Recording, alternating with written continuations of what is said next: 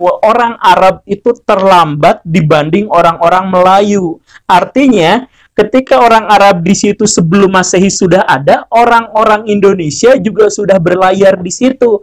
Teks bukunya saya sampaikan di sini.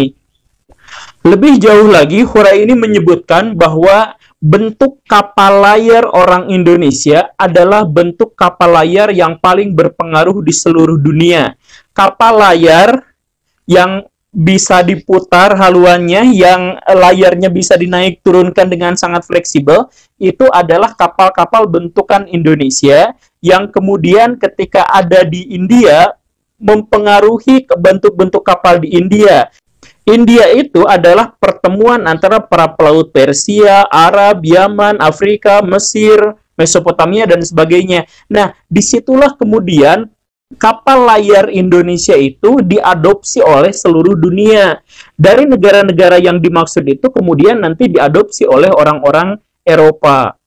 Kalau kita tahu betapa jauhnya orang-orang Indonesia berlayar, maka akhirnya kita bisa menghasilkan jawaban atas pertanyaan-pertanyaan yang masih membingungkan para ilmuwan. Misalkan, pertanyaan yang simpel tapi bikin ilmuwan pusing itu apa? Kenapa ikan mujair ada di Indonesia? Itu bingung. Kan ikan mujair itu ikan air tawar, dia nggak bisa nyebrang di laut. Kenyataannya ikan mujair itu seharusnya hanya ada di Afrika. Tapi di Indonesia nggak ada. Tapi di Indonesia ada. Nah, gimana ceritanya?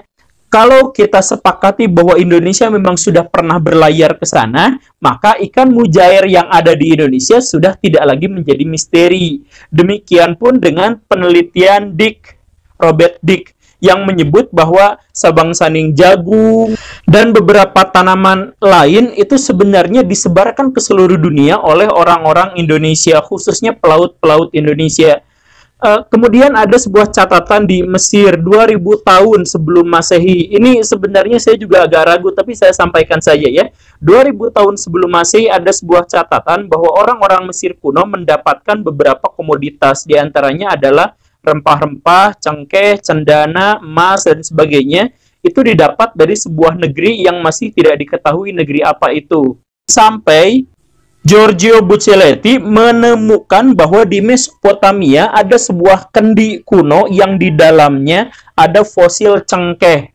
Baraya, cengkeh itu adalah tanaman khas Indonesia, endemik Maluku. Sekarang memang sudah tersebar di mana-mana, tapi di dunia kuno dia hanya ada di Nusantara, di Indonesia. Artinya, kalau di Mesopotamia sudah ada cengkeh, maka kemungkinannya dua. Orang Mesopotamia yang datang ke Indonesia atau orang Indonesia yang datang ke sana.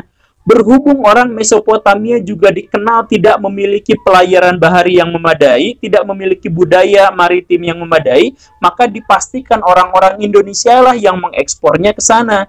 Kenapa harus orang Indonesia? Karena kapal bercadik Indonesia itu sudah ditemukan di India 500 tahun sebelum Masehi, yang dengan